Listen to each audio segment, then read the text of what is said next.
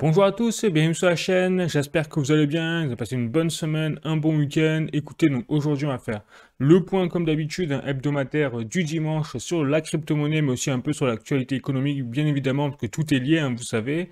Donc on va parler du Bitcoin forcément, mais également des projets, donc VeChain, mise à jour, donc on va parler pas mal de choses. Il y a une bonne nouvelle là sur VeChain, c'est du lourd. Il y a également on va parler du Hondo, de XRP, donc comme d'habitude, tout ce qui est le secteur RWA, en fait, est en train d'exploser en termes de narratif, c'est évident, c'est une certitude absolue maintenant, et également, bien sûr, on passera en fin de vidéo, vous connaissez la chanson, bien les actualités économiques, crypto plus générales, on parlera du pétrole, du cours du dollar, par rapport à l'euro, du cours de l'or, enfin tout est en train de nous passer un petit message tranquille que c'est le bordel. Voilà, pas faire de spoiler plus, c'est le bordel. Donc tout ça, on va voir en détail.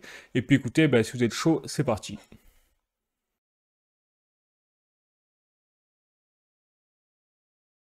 Allez, on commence avec le rapport de Farsight Investors sur les ETF Bitcoin Spot. Et vous voyez là, c'est la douche froide encore cette semaine, puisqu'on est reparti dans le rouge. Regardez, on n'a pas eu, depuis le 3 avril 2025, on n'a pas eu une seule journée en fait dans le vert quasiment pour les ETF Bitcoin Spot. C'est que des sorties. Et donc, on capitalise un total de 35,46 milliards quand même de dollars encore de capitaux injectés sur les ETF Bitcoin Spot. Mais c'est vrai que là, depuis 2 mois, on a une tendance vraiment inversée de sortie. Donc on sent que les investisseurs paniquent. C'est pas étonnant non plus quand on voit le contexte géopolitique mondial avec les tarifs douaniers notamment de Trump qui ont mis la pagaille et notamment surtout vous voyez au 8 avril 2025 ça a été l'apogée. Donc après on voit que ça s'est un peu essoufflé les sorties depuis là dans la fin de la semaine et on va voir du coup cette semaine si bon, la tendance repart à la hausse, on s'en retrouve des capitaux injectés ou non, ou sortant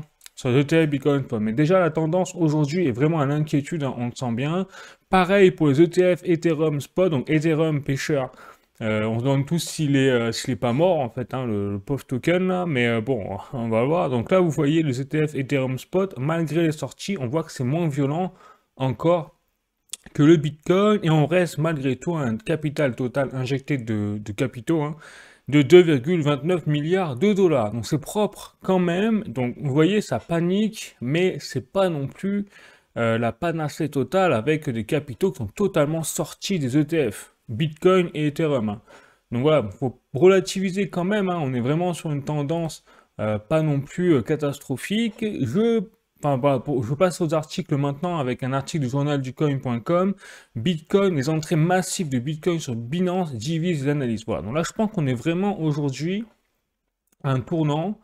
On sent bien que on a une grande partie des investisseurs qui ont capitulé, qui sont en train de capituler sur le marché des crypto-monnaies, qui ne croient plus au bull run, qui pensent qu'on va même entrer en bear market ou autre. Et puis on a d'autres analystes, bien évidemment, qui pensent toujours qu'on est en bull run, hein, clairement, ou en bull run intercycle. C'est-à-dire qu'on n'a même plus des cycles sur le Bitcoin, on passe vraiment en mode ligne droite, un peu comme l'or, quoi. C'est-à-dire qu'avec le système de valeur refuge. Personnellement, je vous dis, je vous donne mon avis, hein. Alors, je rappelle que je ne suis pas un conseiller financier ni en investissement, hein. Tout ce que j'ai dans cette vidéo, c'est à titre informatif uniquement, bien évidemment, parce que je n'ai pas de boule de cristal, vous le savez, je le dis toujours. Je ne suis pas devin. Mon avis, c'est que nous sommes de plus en plus sur quelque chose où le Bitcoin est considéré comme une valeur refuge et donc va se comporter comme tel.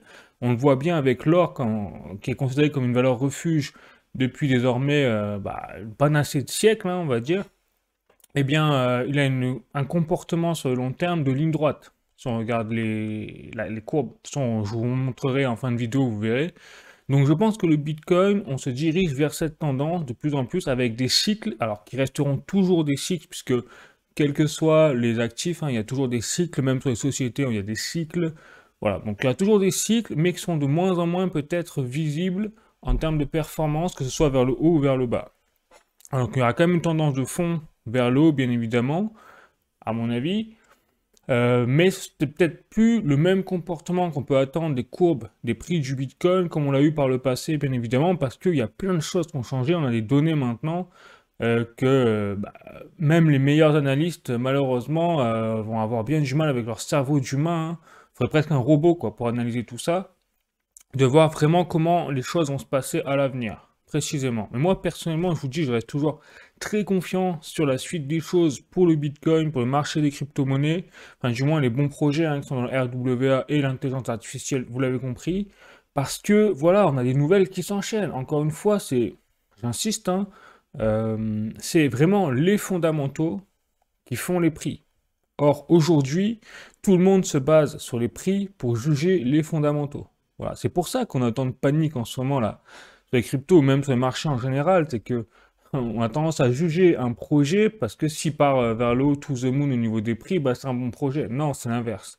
Donc il y a un moment où, si vous mettez voilà, vous, en tant qu'investisseur, si vous mettez vos billes sur des projets solides, eh bien, avec des fondamentaux solides, c'est plus important parce que, à mon avis, eh bien, tôt ou tard, les fondamentaux feront les prix.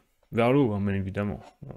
Bon, donc du coup, je continue, voilà, en parlant de fondamentaux, bah, c'est ce que je vous dis là, j'ai un article de cointribune.com, regardez l'agence de notation S&P adoube le Bitcoin, écrit noir sur blanc, enfin orange sur noir là plutôt pour le coup, mais bon, donc c'est désormais autour de l'agence de notation Standard & Poor's d'adouper la réserve de valeur qu'est le Bitcoin. Donc, enfin, franchement, là cette année 2025, c'est une folie. C'est-à-dire qu'on a les États-Unis qui adoubent le Bitcoin en tant que réserve de valeur au point de l'intégrer dans leur réserve stratégique. Déjà, rien que ça, je pense que personne n'a rien réalisé là. Vraiment, hein. Personne n'a réalisé ce qui s'est passé. Maintenant, on a les agences de notation, les institutions financières qui commencent à vraiment, notamment BlackRock là, avec le hedge fund, qui commence à dire que le Bitcoin, vraiment, c'est une réserve de valeur, un actif de classe internationale au même titre que l'or. Donc rien que ça aussi, c'est énorme. Mais tout le monde s'en fout. Voilà, alors que vraiment, enfin, ce genre de nouvelles, on l'aurait eu il y a 4 ans ou 10 ans, mais ça aurait provoqué une bougie verte de 300% d'un coup sur la journée même. Aujourd'hui, ça ne fait plus rien. Voilà, donc les nouvelles comme ça en plus s'enchaînent. Vous voyez, regardez, donc là, j'ai un article de cryptost.fr, la Chine et là aussi utilise désormais Bitcoin pour régler des échanges d'énergie. Bah, là aussi, est-ce que vous vous rendez compte quand même le délire? C'est-à-dire que on voit bien que non seulement le Bitcoin est adoubé en tant que réserve de valeur de façon marketing, si je puis dire, puisque quand on a les États-Unis et les agences de notation comme S&P qui disent ok bah Bitcoin adoubé chevalier machin, bon, c'est du marketing quand même. Mais sur le fond, vous avez également des utilités réelles, notamment de la part entre la Chine et la Russie, pour contourner les sanctions donc, américaines et européennes, et bien désormais font leurs échanges en crypto-monnaie, notamment en Bitcoin. Donc là, on voit bien que le Bitcoin, c'est vraiment par nature décentralisé, personne ne peut le contrôler, même pas l'hégémonie occidentale, on va dire, enfin, pour l'instant. L'hégémonie occidentale, pour le moment, parce que c'est, à mon avis, pas gagné pour l'hégémonie occidentale encore pour la suite des choses quand on voit ce qui se passe. Bref. Bon, donc voilà un peu pour le Bitcoin. Je continue toujours avec les nouvelles, et là, c'est hyper intéressant. Enfin, personnellement, je trouve que c'était hyper intéressant au point de vous le partager. C'est que là, j'ai un tweet de Eric Balchunas. Vous voyez, donc senior ETF analyste pour Bloomberg. Bon. Qu'est-ce qu'il nous dit le monsieur? Il nous dit que, vous voyez, regardez, on a le S&P 500, donc le marché boursier américain qui représente je rappelle, enfin, les 500 plus grosses entreprises sur le marché boursier américain, qui devient aussi volatile que le Bitcoin au moment où, enfin cette semaine, au moment où vous savez, vous avez eu les annonces des tarifs douaniers réciproques de la part de Donald Trump. Donc là, c'est quand même une première, c'est que, enfin, je crois, alors, si je me trompe pas, je crois que c'est la première fois dans l'histoire que depuis la naissance du Bitcoin, que le S&P 500 est devenu aussi volatile, voire plus peut-être, voire un peu plus que le Bitcoin. Donc ça, c'est une énormité absolue, c'est-à-dire qu'on a vraiment plusieurs messages là, qui sont en train de se passer, c'est que déjà, le marché boursier mondial est en train vraiment de partir en vrille, parce qu'il y a 10 ans, 15 ans, même pas en rêve, on aurait pu voir de telles performances à la baisse ou à la hausse. Là, on parle sur des actions boursières, on a eu du plus 20% et du moins 20% en 2 jours. On est passé sur du moins 20 à moins 40. Enfin, c'est du jamais vu pour les marchés boursiers américains. Donc, je pense que et général, c'est-à-dire que ça a été partout dans le monde. Le CAC 40 a pris la même vague, le Nikkei japonais pareil, la bourse de Shanghai la même chose. Donc, ça prouve qu'on est sur un marché aujourd'hui mondial qui est en train d'exploser. Parce qu'il y a 10 ans, si on avait eu peut-être 2-3% sur le marché boursier global de performance en investisseur à l'année, ah, c'était le bout du monde. Voilà, c'était investir en bourse, c'était avoir 5% sur l'année maximum, quoi. Aujourd'hui, voilà, donc on est en train de rentrer dans un cadre où le Bitcoin, au final, va devenir peut-être au fur et à mesure du temps, eh bien, moins volatile peut-être que justement les marchés boursiers, parce qu'aujourd'hui, on a tellement de liquidités, on a tellement d'investisseurs avec des émotions et tout, qu'on a le bazar. Voilà. Donc je pense qu'on est vraiment en train de changer aujourd'hui de paradigme même financier sur les marchés boursiers et que le Bitcoin donc, prend de plus en plus dans toute sa splendeur et dans son sens sa valeur de monnaie refuge quelque part. Voilà. Et là on est en train de vraiment avoir les résultats et la preuve sur ce genre de choses, à mon avis, hein, pas me tromper. Bon. Donc là, je continue. Autre nouvelle du Cointelegraph France. Donc bullish. Bon, bah, forcément, hein, bullish. Faut pas dire autre chose.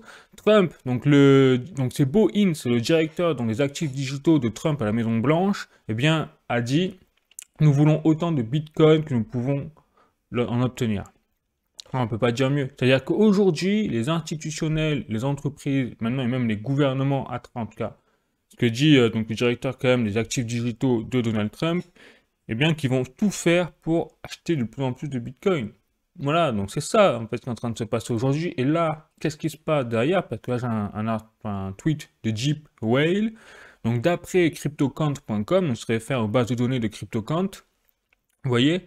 Donc les baleines continuent d'accumuler du Bitcoin. Donc plus de 100 000 Bitcoins ajoutés à leur portefeuille depuis début mars. Donc pendant que tout le monde panique, regardez la courbe.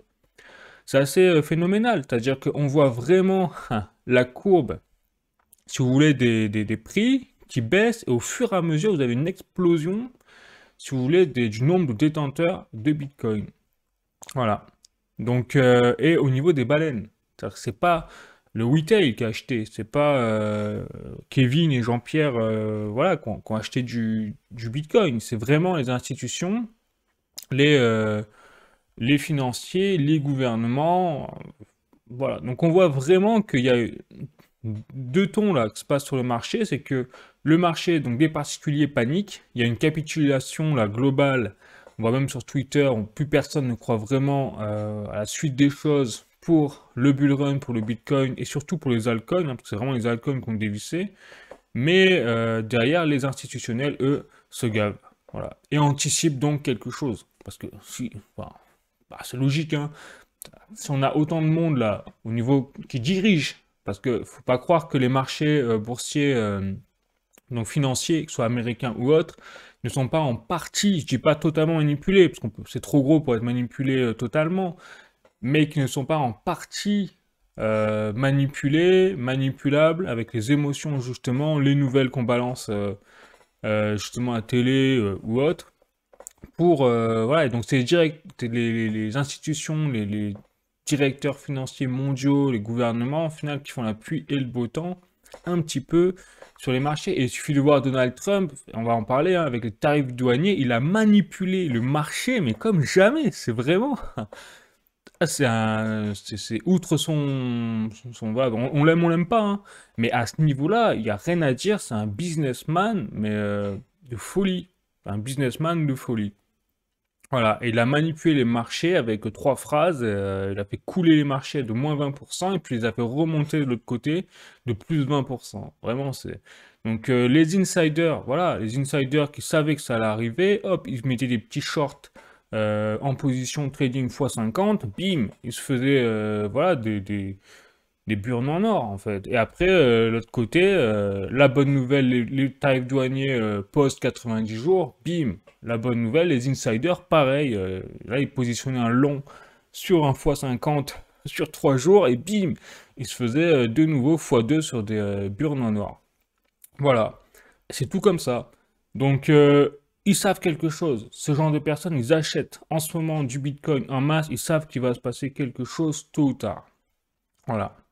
Je peux pas vous dire mieux. Et moi, je reste persuadé on n'a pas fini l'année 2025 va être vraiment très intéressante et qu'on va vraiment avoir une explosion des prix du Bitcoin, non pas uniquement parce que c'est quand même le bull run 2025 toujours, et qu'on n'a pas fini le cycle de bull run à mon avis, mais en plus par le contexte géopolitique économique, où vous avez justement, vous l'avez vu avec le S&P 500, on est vraiment au bord d'un changement de paradigme sur le système financier mondial. Et ça, du coup, bah, qui dit volatilité là-dessus, dit justement plus de risques, des émotions de plus en plus fortes, et donc des risques monétaires également, enfin bref. On va en parler après en détail, mais là aussi, même sur tout ce qui est l'aspect monétaire, par exemple, cours de l'euro, dollar et tout, on a des variations, mais là aussi, c'est du jamais vu. Enfin, donc, il se passe des choses là. Le système financier mondial est quand même pas très bien, pas besoin d'être ingénieux pour le voir, hein. Mais là, je pense qu'on est vraiment pas loin du mur.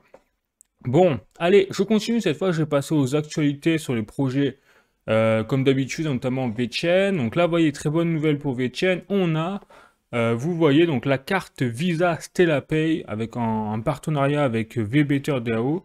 Et donc, l'objectif, c'est justement de pouvoir, à l'avenir, dépenser grâce à une carte bancaire CB3TR obtenue bah, à travers les actions, vous savez, de tous les jours, hein. Son mugshot de café, ce genre de choses, et bien, quand vous gagnez du B3TA, vous pouvez le dépenser directement derrière dans des chaînes de magasins en partenariat avec Stella Pay.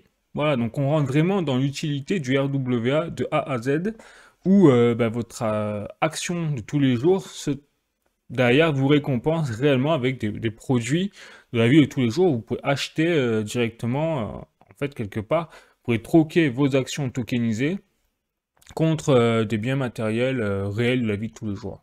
Et ça, c'est vraiment très intéressant. Bon, donc du coup, c'est pas mal, bonne nouvelle. Ensuite, autre nouvelle sympa cette fois pour le VeChain, c'est que ça y est, il y a Bybit qui va lister après leur listing de B3TR, vu que ça a bien marché apparemment pour eux, et bien ils vont lister maintenant VeChain. C'est d'ailleurs étonnant qu'ils aient pas fait l'inverse, mais bon, c'est quand même VeChain la base et B3TR, on va dire le jeton layer 2, entre guillemets, hein. Bon, mais ça y est, ils se rattrapent et donc du coup ils vont mettre VeChain également en listing sur leur plateforme. Alors par contre, j'ai pas la date. J'ai pas noté la date, je suis désolé. C'est le 14 avril, pardon. C'est le 14 avril, donc demain en fait, généralisé. Voilà, c'est demain. Bon. Ok. Ensuite, autre nouvelle intéressante, c'est que là, la plateforme VBetterDAO de VeChain a fait un partenariat avec 4Ocean. Donc ceux qui connaissent pas 4Ocean, c'est vraiment une grosse entreprise, enfin, une grosse organisation qui est lutte au niveau mondial hein, contre justement l'aspect des plastiques, vous savez, dans les océans, même sur terre, sur mer. Donc c'est vraiment c'est bien. Ça, ce que j'appelle, enfin, ce qui me plaît bien, c'est que c'est de l'écologie, mais propre. C'est de l'écologie réelle. C'est-à-dire vous enlevez du plastique des mers, bah, ça a des impacts réels, bienveillants, on va dire, sur la planète. C'est pas comme les taxes sur les vaches ou les trucs à la con, là, excusez-moi l'expression, qui va nous mettre les escrologues là-dessus. Bon, là ça paraît, c'est cohérent, on va dire. Bon. Ensuite, je continue. Alors là, c'est intéressant, c'est juste du marketing, mais ça m'a bien plu. Donc là, j'ai un tweet de Apollo, hein, vous voyez, qui a retranscrit alors, une photo qui. Donc sur la photo, vous avez Donald Trump, hein, bien évidemment, vous avez Sun Yu, le PDG de VeChain, et vous avez Dana White, le PDG de l'UFC. Donc je rappelle que VeChain a un partenariat donc très fort avec Dana White et donc l'UFC, mais également Power Slap, vous savez, le truc de... le débile manteau, je suis désolé de le dire comme ça, mais vous avez des athlètes, ils se giflent. Et voilà, ça s'appelle Power Slap, vous pouvez taper sur internet. J'ai jamais compris vraiment comment on pouvait aimer ça, hein, mais pourquoi pas, chacun son truc. Et donc, voilà, le Donald Trump, si vous voulez, est fan de l'UFC. Donc, régulièrement, il se rend un peu comme la boxe en France. Mais là-bas, aux États-Unis, l'UFC, c'est vraiment du sérieux, hein. Là-bas, les athlètes se tapent vraiment dessus très fort. Il n'y a pas de limite quasiment, donc ça peut vraiment finir très mal sur le ring. Mais du coup, voilà, donc Donald Trump est fan de ça. Et du coup, tout comme Dana White, forcément, c'est le PDG de l'UFC, l'organisation qui organise ces combats. Et Sonny Liu également est fan du genre de combat. Donc ils sont retrouvés. Et ce qui est intéressant, c'est que voilà, là on voit vraiment que le monde est dirigé par une poignée de personnes. C'est toujours comme ça. Et donc ces personnes-là se connaissent, se parlent et décident de comment ils vont nous manger. Hein, non, peut-être pas, mais c'est pas loin, je pense, là-dessus, à condition que ce soit des gens bienveillants ou malveillants, en fait, voilà.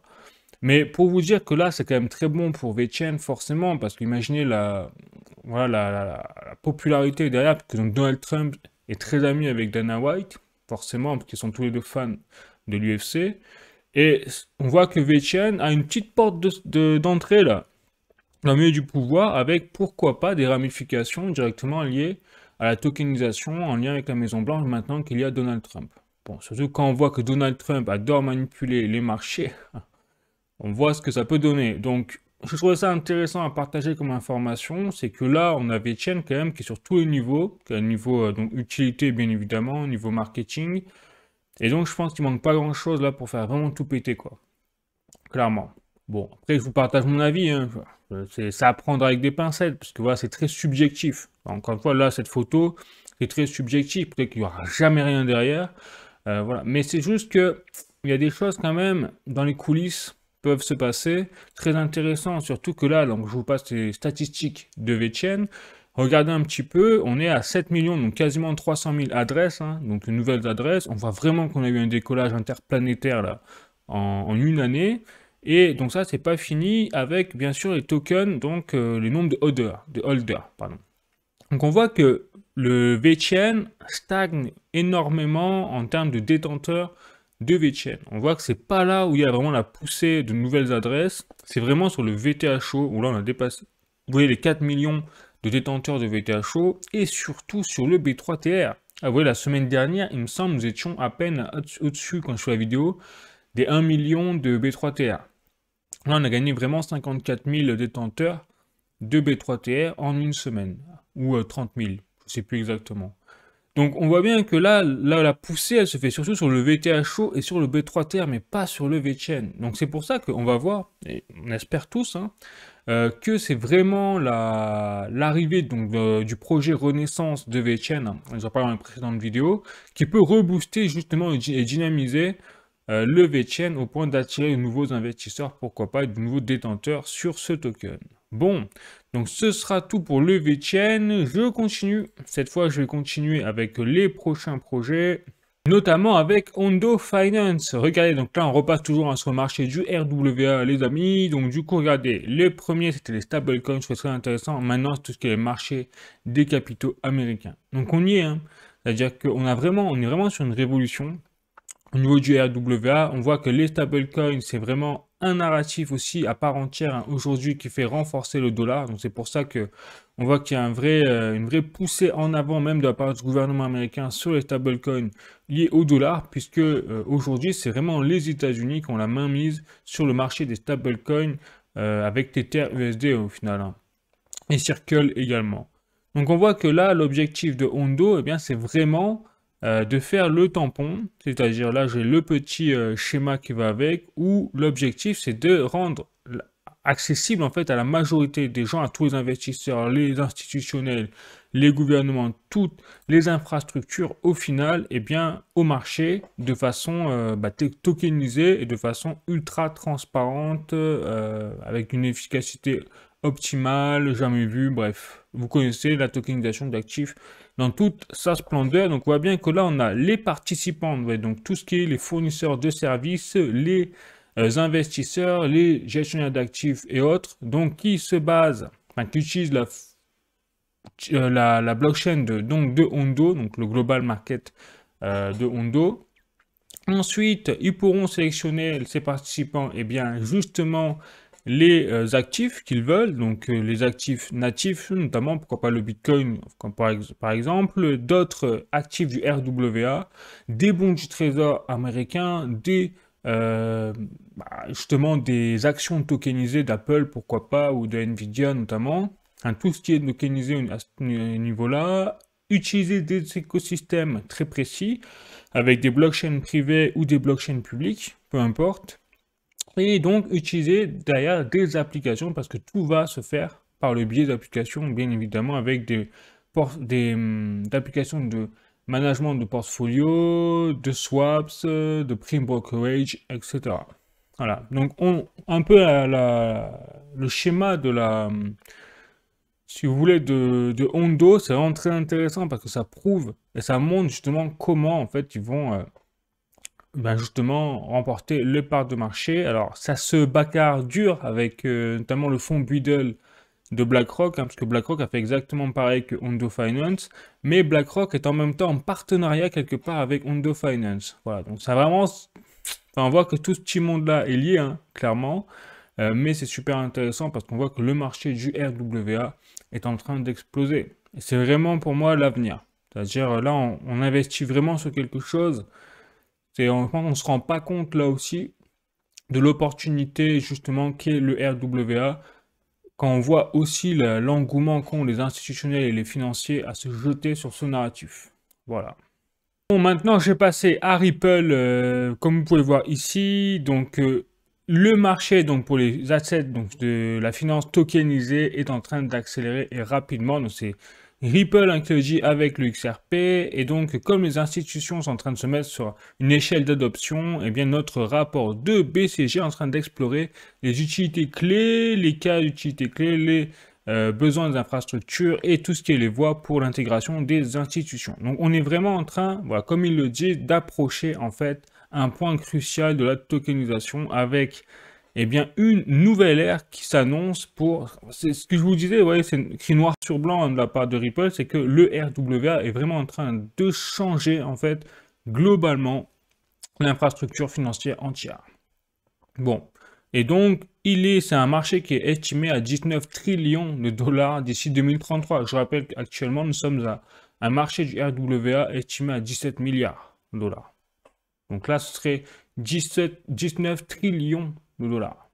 Donc, le cerveau humain n'est pas fait pour même appréhender ce genre de montant. Et pour vous donner un petit peu l'ordre de grandeur du changement de paradigme financier que nous sommes en train de connaître sur ce genre de choses. Donc d'ici 2033, donc 0,6 trillion de dollars se transformera en 18,9 trillions de dollars avec bien évidemment la tokenisation qui va refaçonner l'entièreté de la finance globale. Pourquoi? Tout simplement parce qu'il y aura une régulation et une adoption institutionnelle qui est déjà en cours, hein, et également parce qu'il y aura effectivement des assets, c'est-à-dire des actifs du monde réel comme les bons du trésor américain et l'immobilier. Alors ça va être du lourd. Voilà, qui seront tokenisés, clairement. Donc, on aura également des infrastructures financières interopérables et beaucoup plus rapides, que ce soit sur les paiements, hein, on a déjà parlé, ou même la durée de transaction, hein, clairement. Voilà, et donc vous voyez, ils ont déjà tout chiffré, ils ont dit que là, on aura des coûts de réduction quelque part, pour tout ce qui est les bons du trésor ou les assurances, qui seront réduits de 40 à 60%. Enfin, je ne sais pas si on imagine quand même derrière les gains qui vont être faits au niveau des institutions, ça va être vraiment incroyable. Voilà pourquoi ce genre de révolution est en train de tout balayer là sur son passage et est surtout inévitable. C'est inévitable. Bon. Allez, je continue. Donc là, par contre, on en a du lourd. Donc là, j'ai un tweet de Brad Garlinghouse. Donc Brad Garlinghouse, je vous rappelle, c'est le PDG de Ripple, donc derrière la société qui émet le XRP. Et donc, ils annoncent, tout simplement, Brad Garlinghouse, il annonce qu'ils ont fait l'acquisition à travers Ripple de l'entreprise Heidenrode pour 1,25 milliard de dollars. Donc, c'est un des plus gros deals jamais effectués dans la sphère de la crypto-monnaie. Après, il dit, mais le prix, en fait, ne reflète pas vraiment l'importance de ce deal. Là où il y a vraiment une importance, il le dit juste derrière en expliquant qu'est-ce qu'est Heidenrode. Donc, c'est ici, deuxième paragraphe. Donc, Heidenrode, en fait, c'est un prime broker, c'est-à-dire c'est un courtier quelque part, donc qui a prouvé par lui-même, en fait, qu'il est l'intermédiaire. Donc, Heidenrode, c'est l'intermédiaire de confiance pour tout ce qui est les fonds de gestion, donc comme BlackRock et compagnie, les hedge funds, mais également les market makers, les OTC, donc les bureaux OTC, et également les traders et tous les acteurs, en fait, quelque part, de l'écosystème financier mondial. Rien que ça, quoi. Bon, donc là, on ne réalise pas non plus ce qui est en train de se passer. Donc Ripple a même été donc un client de Heidenrode pendant des années, ce qui dit Brad Garlinghouse. Et donc maintenant, nous allons bénéficier à travers, donc au sein de Ripple, de l'expertise justement de Heidenrode, qui je rappelle, brasse quand même 3 trillions de dollars par an pour plus de 300 des plus grosses institutions financières mondiales. Attendez, troisième paragraphe, c'est pas fini, c'est là où ça, on sent que ça va partir en vrille.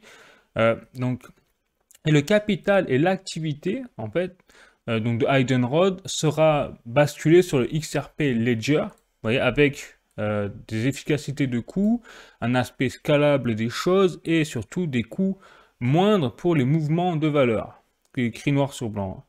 Donc, à la place d'attendre à peu près 24 heures pour mettre en place les deals, donc à travers les monnaies fiat, Heidenrod utilisera donc le XRPL pour justement aller plus vite en gros, clairement.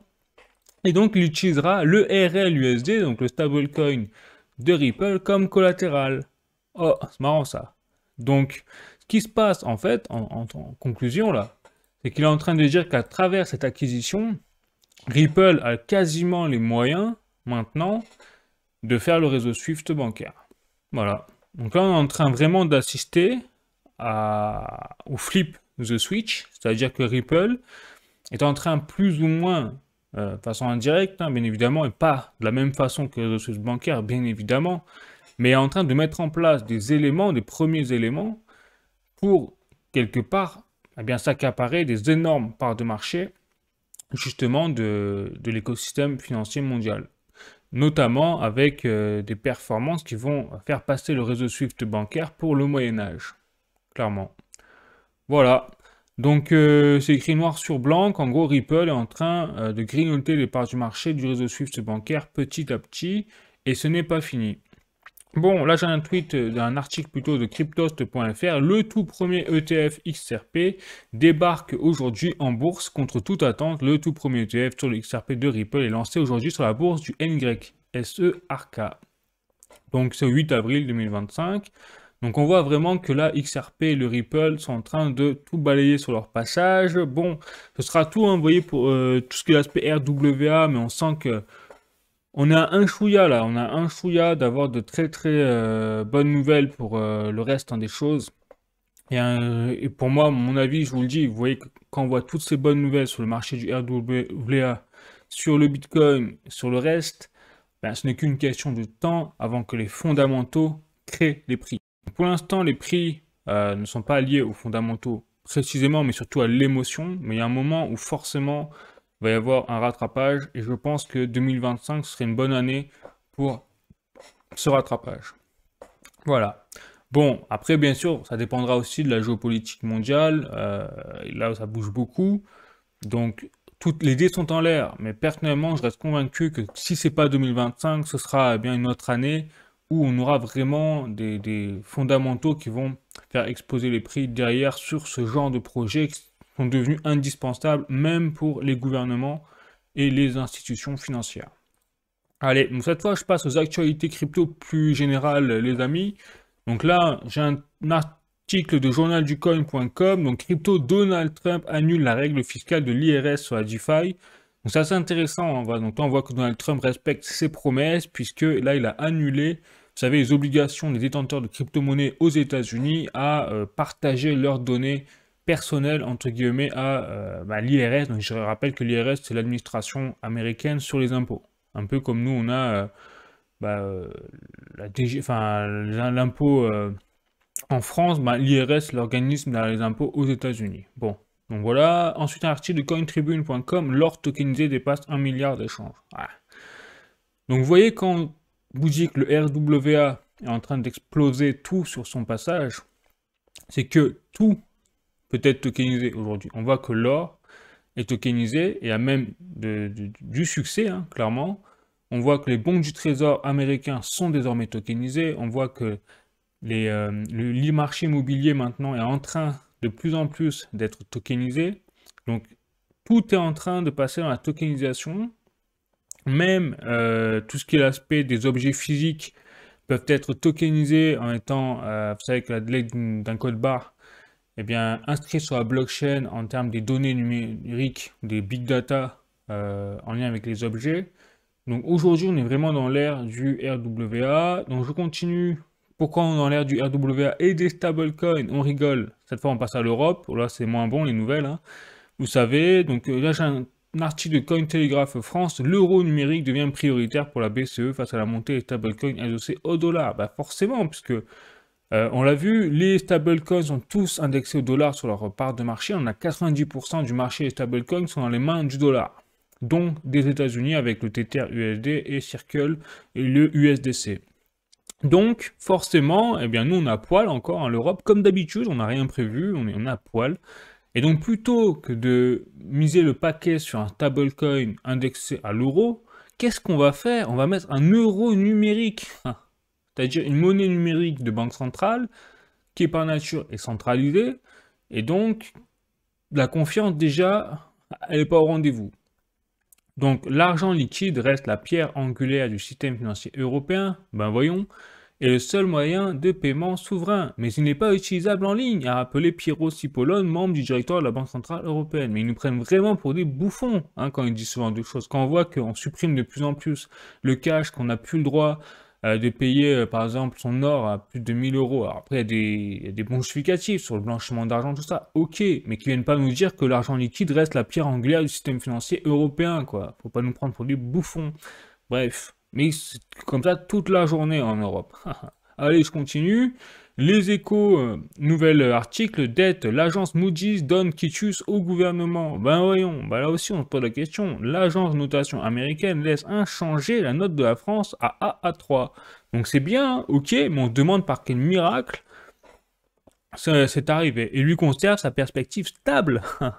Pour le gouvernement, c'est un soulagement, bah c'est clair, alors que le redressement des comptes publics est encore compliqué par la dégradation rapide du contexte international. Donc là, il faut savoir quand même, moi j'aimerais bien comprendre comment ils ont pu noter que la France, malgré l'explosion de la dette publique, malgré le fait qu'on est en train de chercher comment taxer, on est même en train de taxer les poulaillers, quoi, et les terrasses des gens, pour essayer d'avoir du pognon, parce qu'on n'a pas assez de thunes. Et on voit en plus à l'Ukraine. Donc, bref. Donc là aussi, il va falloir qu'on m'explique. J'aimerais bien comprendre. Mais il y a un truc quand même qui tourne par rond, on l'a compris. Mais bon, après c'est une perspective stable. Donc pourquoi pas. Mais c'est pas une perspective positive. Bon, en tout cas, il y a des choses là, franchement, un peu bizarres quand même. Mais pourquoi pas. Après, on sait pas tout, hein. Donc bon. Allez, je continue, cette fois j'ai un article de latribune.fr, Crypto, l'inquiétante présence des Américains au capital des startups européennes. Et oui, les jeunes entreprises européennes du secteur des crypto-monnaies et de la blockchain ont reçu plus d'argent des fonds d'investissement américains qu'européens en 2024. Voilà. Donc on voit bien que tout ce qui est crypto-monnaie, blockchain, tout ce qui est les entreprises d'avenir sont en train d'être volées, hein, quelque part, captées par les Américains. Et ça, c'est depuis des dizaines d'années.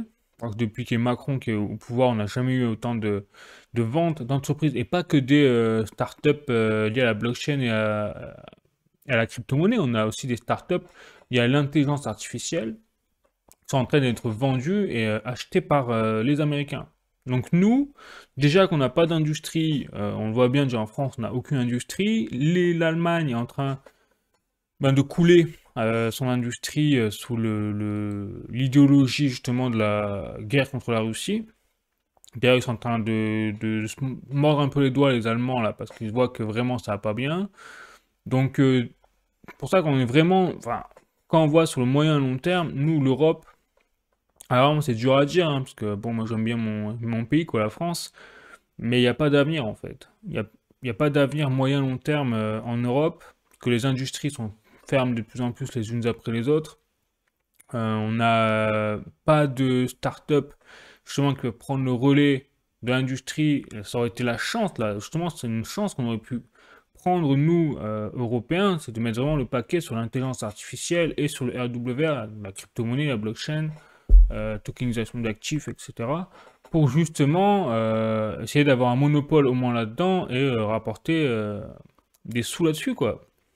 Simplement, mais même ça, on n'est pas capable. On n'est vraiment pas à la hauteur.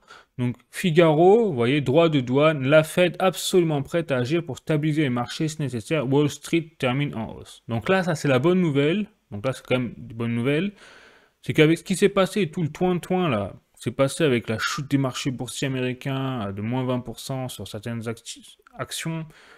Puis derrière l'annonce de Trump qui allait, donc je vous montre, hein, je vous montre un peu les articles. Donc là j'ai un article de Statista, guerre commerciale, une cartographie et tarifs records imposés par Trump. Donc, pour faire un peu le topo, vous voyez ça, donc on a la Russie, le Canada, le Mexique qui au final ont été exemptés de tarifs réciproques. Donc pour l'instant ça va. Alors la Russie c'est normal, a dit Trump, parce qu'il ne voulait pas, comme il est dans un processus de négociation de paix avec Vladimir Poutine pour la guerre avec l'Ukraine, finalement il n'a pas voulu mettre le boxon sur ce terrain-là. Donc il a préféré ne pas mettre de tarifs douaniers pour l'instant à la Russie. Et après, tout le reste, vous voyez, donc l'Europe, on s'est mangé un 20% hein, au final. Vous avez la Chine, bien bien, alors la Chine, eux, ils ont pris vraiment la totale, ils ont pris 125% dans les dents. Et après, la base, c'est vraiment 10% pour tout le monde, quoi.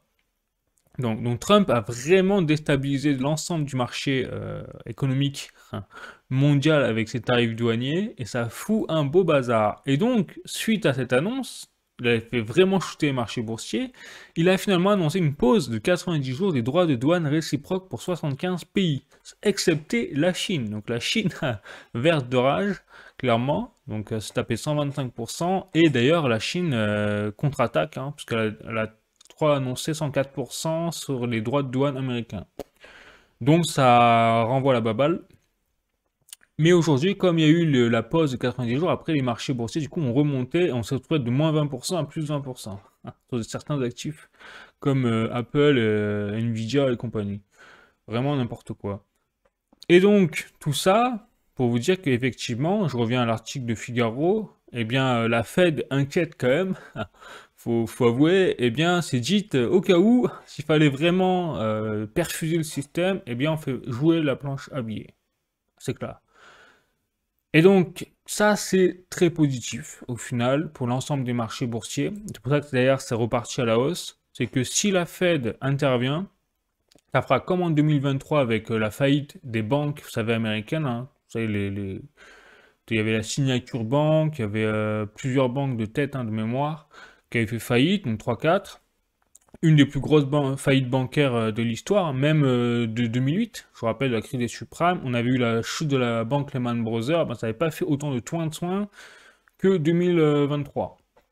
Pour vous dire. Donc, si ça se passe, eh bien, qu'est-ce qui va se passer? Si la Fed intervient, eh bien, elle va faire jouer la planche à billets, elle va injecter en masse des liquidités sur le marché, ça va faire repartir le marché à la hausse tout en faisant chuter le dollar. C'est pour ça, du coup, je pense hein, aussi en partie qu'on a aujourd'hui un euro qui est extrêmement fort. Ça, c'est la bonne nouvelle du jour. Waouh!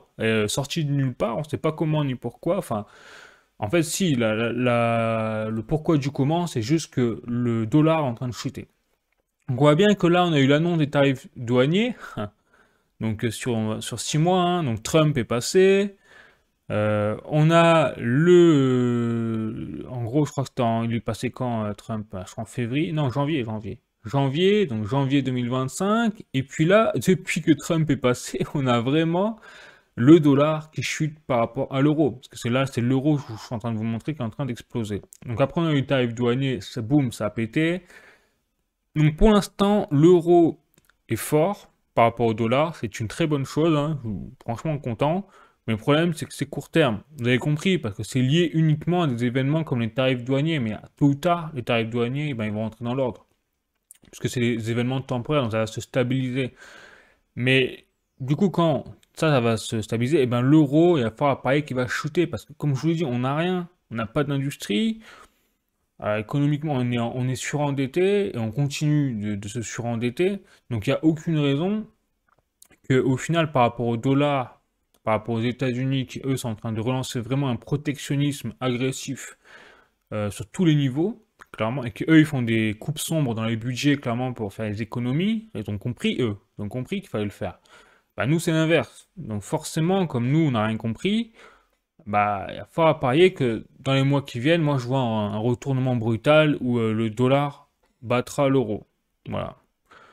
Ensuite, ça se retranscrit, cette chute du dollar, Un peu ce qui est en train de se passer là sur les marchés, et bien également sur le pétrole, puisque vous voyez que le baril du pétrole a chuté à un plus bas qui n'était pas arrivé depuis très longtemps. Donc là, si je fais un petit tout, bon alors là, j'ai remonté jusqu'à 1947, donc forcément, ça fait mal hein, quand on voit ça, mais on a une baisse quand même assez intéressante là, depuis 2022, depuis la guerre, vous savez, Russie-Ukraine, on a vu un pic du pétrole, baril de pétrole, et là, ben, on voit on repasse à la baisse. Donc c'est une bonne nouvelle. On va voir si nous, Français, gueux que nous sommes, on va voir la baisse des factures enfin, à la pompe, on va voir une baisse ou pas, mais pas forcément prêt à parier que ça soit proportionnel à la baisse qu'on voit sur le cours du baril de pétrole, le dollar, qu'on verra. Voilà. Je serais pas étonné qu'ils nous passent une petite taxe en plus, là, hop. Surtout en ce moment, hein, le gouvernement, ils sont à fond sur les taxes. Donc, ils vont nous passer une petite 5% de taxes en plus sur le pétrole, sur la pompe à essence, et ni vu ni connu, quoi. Bon. Et maintenant, aussi, voyez là, je voulais vraiment vous montrer la débandade hein, sur les marchés. Donc là, j'ai le CAC 40, j'ai le S&P 500. Je vais peut-être essayer de mettre le Nikkei, pourquoi pas, voilà, le Nikkei, je vais rajouter donc l'indice japonais. Donc on voit bien que là, depuis les marchés boursiers, donc depuis fin mars 2025, on a vraiment un massacre sur les marchés boursiers. Donc là, je suis sur 6 mois, on est vraiment, tout le monde a pris cher là, sur les marchés CAC 40, S&P 500, Nikkei, mais le Nikkei, vous voyez, il a vraiment pris tarif. Ah, pour le coup, ouais, c'est vraiment les tarifs. Et après, le reste, vous voyez, donc un mois, on voit que le CAC 40 qui a pris moins 10,5%, donc c'est vraiment la débandade en fait. Et depuis 5 jours, là, depuis l'annonce de Trump d'aller mettre en pause les tarifs, on a l'inverse, c'est que ça pète. Et on a eu sur 5 jours les plus grosses hausses jamais connues forcément dans l'histoire du CAC 40. Pas du CAC 40, du S&P 500, pardon. Bref, voilà. Et donc là, le S&P 500, aujourd'hui, vous voyez, aujourd'hui, rien qu'aujourd'hui, hein, il a fait 1,77%. Ça, c'est des performances qui, normalement, doivent être faites sur une année, quoi. Bon. Donc on est vraiment dans un contexte économique très particulier et instable, hein, on l'a compris. Le cours de l'or, ben là je vous passe le cours de l'or, très intéressant, il nous dit quelque chose dans le cours de l'or, c'est qu'il est repassé à l'os. Vous vous souvenez, la semaine dernière il avait baissé justement avec les tarifs douaniers, je vous avais dit, clairement je vous avais dit que c'est normal, parce que quand les marchés boursiers sont explosés, les millionnaires milliardaires, qu'est-ce qu'ils font? Ils vendent leur or pour combler les pertes sur les marchés boursiers. Donc c'est pour ça, là je vous mets sur un mois, on va voir, je vais vous montrer la chose, on voit vraiment la tendance. Et une fois que va dire le marché boursier est vraiment, a vraiment fini de tanguer, donc vous voyez, regardez, 2 avril, il me semble, hein, c'est ça, c'est 2-3 avril.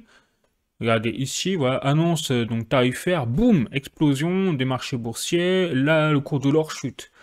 Et après, on a eu un plus bas, donc jusqu'au 9 avril, paf, l'annonce de 90 jours de pause, et paf, ça remonte le cours de l'or parce que les investisseurs un peu rassurés sur les marchés boursiers commencent à racheter de l'or, justement en prévision des futurs, pour se mettre à couvert en fait, hein, clairement. Donc l'or, c'est vraiment la valeur refuge par excellence, hein, clairement, et qui permet justement de protéger un petit peu son patrimoine contre les débilités du marché volatile au final quand il part à la baisse, comme on l'a vu avec le marché boursier sur les tarifs douaniers. Bon, et enfin, j'ai fini une petite vidéo, la vidéo sur un petit tweet de Moni Radar Crypto, je trouvais très intéressant, et qui fait justement le point sur le Ray Dalio, c'est-à-dire un milliardaire qui a une vision pessimiste, on va dire, du futur du système économique global. Hein. Voilà, et donc c'est le gérant de hedge fund, c'est un gérant donc de gestion d'actifs comme BlackRock hein, au final. Et donc Ray Dalio, qu'est-ce qu'il fait? Eh bien, il sonne l'alarme. Alors après, il faut prendre ça avec des pincettes aussi, parce qu'il sonne l'alarme depuis 10 ans. Hein. 10 ans, 20 ans, il a fait des livres très connus. Et donc, lui, qu'est-ce qu'il dit? Il dit, ne faites pas l'erreur de penser que ce qui se passe en moment est surtout une question de tarifs douaniers. Donc lui, pour Dalio, c'est un effondrement simultané des ordres monétaires, politiques et géopolitiques. Alors, donc, quand je vous dis qu'il faut prendre ça avec des pincettes, ça fait 10 ans qu'il prévoit l'apocalypse au niveau économique. Bon, il y a un moment, il aura raison, hein, c'est sûr. Mais est-ce qu'il a raison maintenant? On ne sait pas. Mais c'est vrai qu'il y a quand même, ce que je vous disais, quand on voyait la volatilité, par exemple, du S&P 500 par rapport au Bitcoin, Mais il y a 5 ans, jamais de la vie, on aurait pu voir ça, quoi. Donc, c'est pour ça que je me dis, effectivement, il y a des choses à prendre dans ce que dit Ray Dalio, surtout que bon, il est très très, si vous lisez ses livres, vraiment, sont très très intéressants et très bien construits, très bien pensés. Enfin bon, on voit qu'il y a des neurones gris, il y a des neurones dans le cerveau, quoi. Voilà. Donc, vous voyez, selon Dalio, ce genre de rupture systémique arrive une fois par génération. Donc, et elles sont toujours déclenchées par un cocktail de conditions économiques et sociales devenues intenables. Hyperinflation, là, il montre justement l'exemple de l'hyperinflation pendant la République de Weimar en Allemagne, où vous aviez justement des personnes qui venaient avec des brouettes de billets de banque pour acheter une baguette de pain, quoi. Voilà. Ça valait plus rien, les gens jouaient avec... Bah, comme en Argentine, au Venezuela, au Liban, l'argent a tellement été dévalué qu'au final, vous pouvez jouer avec un billet dans la rue, les enfants, vous trouvez même des billets par terre, voilà, ça ne vaut plus rien.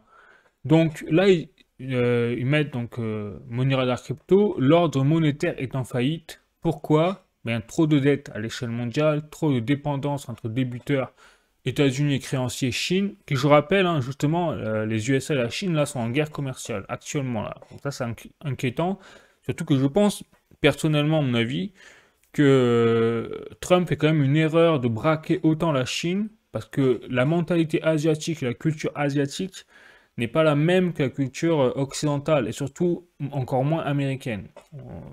Les Asiatiques ont un point, vraiment sont à fond sur l'honneur. Voilà. Donc il ne faut pas perdre la face, entre guillemets. Et là, la Chine, ben, on le connaît, enfin, on connaît pas, mais c'est vraiment ça qui est en train de se passer. On voit qu'ils n'ont pas envie de courber le front contre les États-Unis, ils l'ont dit d'ailleurs, et donc sont prêts à aller jusqu'au bout. Et d'ailleurs, c'est ce qu'a dit Xi Jinping, il a dit que la Chine est prête à négocier, mais que si Trump fait voilà, tête baissée et met ses conditions comme il le veut, eh bien la Chine se battra jusqu'au bout. Alors, qu'est-ce que ça veut dire jusqu'au bout? Un peu inquiétant quand même. Mais voilà, après, ils iront pas jusqu'à la guerre, hein, je crois pas, bien sûr. Mais ils vont aller jusqu'au bout dans la guerre commerciale, quoi. Et là, surtout quand on a un monde justement où il y a des déséquilibres commerciaux massifs, dans un monde qui se déglobalise, comme le dit Monirada, eh ben, tout cela est insoutenable et ça va craquer. Bon, je partage, hein, vous savez, ça fait 2 ans, je crois que je fais des vidéos. Je partage ce point de vue. Ben voilà, après, la seule chose qu'on ne sait pas, c'est le timing. Mais en tout cas, je voulais déjà parler de 1929 également, de la Grande Dépression de 1929. Je pense qu'on n'y est pas loin. L'hyperinflation de la République de Weimar, ben, on n'y est pas loin. Et surtout en Europe. C'est-à-dire que je pense pas que ce sera mondial. Je pense que ce sera vraiment l'Europe déjà qui va prendre cher. Parce que l'Europe, c'est vraiment la lanterne rouge. Enfin, c'est vraiment le vilain canard dans la mare. Où on n'est pas bon, quoi. Au niveau économique, on n'a rien, on n'a rien. Mais on est dirigé par des clowns, donc forcément. Donc, résultat, les USA ont désindustrialisé, creusé leurs dettes et dépendent maintenant de rivaux pour des biens stratégiques. Mais là, plutôt que les USA, je pense que c'est vraiment l'Europe, là, pour nous. Parce que les USA, eux, ils sont aidés par leur dollar. Faut pas l'oublier, ça. Bon. Donc, selon Dalio, cela ne peut pas durer. Un nouvel ordre économique va émerger, mais pas sans fracas. Donc l'ordre politique est en crise lui aussi, bah ça on le sait, inégalité énorme, revenus, éducation, opportunités, système politique bloqué, montée des extrêmes, l'ère du compromis démocratique touche à sa fin, et l'histoire montre que ce vide attire les leaders autoritaires. Intéressant. Donc l'ordre géopolitique quant à lui est fragmenté, le monde unipolaire mené par les USA est fini, on est dans une ère de rapport de force brute, donc guerre commerciale, guerre technologique, tension militaire et tout le tralala. Voilà. Donc en finale, ce qui compte pour Dalio, donc que dit Monirada, hein, c'est tout ce qui est en numéro 1, c'est l'économie et également les dettes. En 2, la politique interne. En 3, la géopolitique. En 4, la nature, climat. En 5, la technologie. Voilà. Donc ces forces influent les unes par rapport aux autres. Et on voit qu'au final, les tarifs douaniers de Trump impactent absolument tout. C'est-à-dire la hausse des coûts, la perte de confiance des politiques, l'escalade des tensions géopolitiques, une coopération affaiblie pour le climat. À la limite, le climat, moi, je crois pas. Enfin, excusez-moi l'expression, mais pour moi, c'est une escroquerie en bas organisée, le climat, quand on voit qu'ils veulent faire avec leur histoire de vache et tout, là. de méthane. Bref. La réallocation, blocage, tout ça. Bon voilà, donc c'est pas nouveau, c'est effectivement c'est des cycles qui se répètent, donc tout est question de cycle, hein. Et donc est-ce qu'on n'a pas atteint justement le point de rupture où on devra recommencer un nouveau cycle justement dans les temps qui viennent? Eh ben c'est possible. Voilà, donc vous voyez, vous avez le livre de Ray Dalio, hein, qui est vraiment pas mal, qui est intéressant à voir, au moins pour envisager le pire, quoi. Donc c'est pour ça que, moi, je rappelle hein, toujours, le mieux aujourd'hui pour protéger son patrimoine, au final, c'est l'or, l'argent, on en revient à la valeur refuge par excellence, mais également le Bitcoin, désormais, qui est adoubé carrément en direct, on l'a vu, par les États-Unis, le gouvernement américain et les institutions, et même les agences de notation, pour ce que ça peut faire. Donc c'est pas mal. Également, sortir de l'euro, moi enfin, personnellement, je mets sur le franc suisse, plutôt là. Que même si c'est une monnaie fiat, ben, c'est la monnaie fiat qui est la plus solide au monde pour l'instant. On voit que le dollar est en train de chuter, donc peut-être pas le dollar. Mais le franc suisse, voilà, c'est pas mal. Parce que l'euro, malgré le fait qu'il soit en train de monter aujourd'hui, ça ne durera pas. Vraiment, c'est une conviction que j'ai. Parce qu'il n'y a aucun fondamentaux derrière. On en revient aux fondamentaux. Est-ce que l'euro a des fondamentaux aujourd'hui? Bah non, il n'y a rien qui va sur l'euro là. Pas d'industrie, pas d'économie, que des dettes. Rien de solide. On a aucun. On est lâché par les États-Unis. Il y a la guerre Ukraine à nos portes. On a lâché la Russie. Donc on a une énergie qui va peut-être monter. Donc tout ça a fait que ça va craquer quoi. En Europe. On dit bien. Bon, c'est mon avis, je peux me tromper, j'espère me tromper clairement, mais au cas où, voilà, au cas où, pour dormir tranquille, eh ben, miser sur l'or, l'argent, le bitcoin et le franc suisse également, et l'immobilier à l'étranger. Parce que l'immobilier français, même pas en rêve, vu les taxes et les lois qui nous mettent toute la journée sur tous les niveaux. Bon, allez, ce sera tout, les amis, pour aujourd'hui. J'espère que vous avez apprécié la vidéo, vous avez appris des choses, hein, évidemment. N'hésitez pas à mettre un like si c'est le cas pour soutenir la chaîne. N'hésitez pas à mettre des commentaires également pour me dire ce que vous en pensez, hein. Vraiment, on est là pour partager un maximum d'informations sur la crypto, sur l'actualité économique, etc. Et puis sinon, je vous souhaite une très belle journée, très belle semaine, et je vous dis à la semaine prochaine pour une nouvelle actualité crypto économique. Allez, la bise, ciao, à bientôt.